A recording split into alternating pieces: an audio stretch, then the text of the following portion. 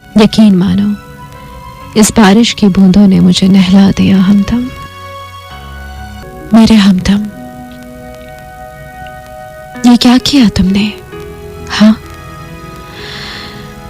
एक लम्हे को छुआ और मुझ में, मेरे बदन में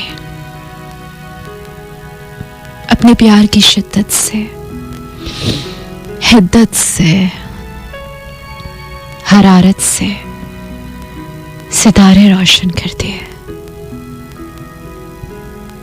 मेरा अंग अंग चमका दिया, महका दिया, दहका दिया, बहका दिया। ये क्या किया तुमने? क्या किया? क्यों किया? करीब आए तो इतने करीब आ गए कि अपनी सांसों से मुझे पिघला दिया। ये क्या किया तुमने? टिप टिप टिप टिप, अपने प्यार की ऐसी बारिश की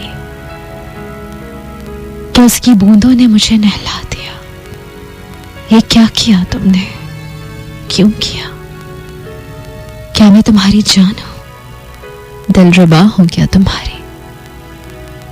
बताओ ना, बता दो ना। या फिर कहीं ऐसा तो नहीं कि मैं परी हूं तुम्हारी? बताओ ना। इतने पास आ गए मेरे कि अब तो लगता है जैसे कि सांस लेने की भी फुर्सत नहीं। इस कदर करीब आ गए, बाहों में समा गए। बताऊं कि आपको कैसे आना है करीब? www.facebook.com/sunapakistan।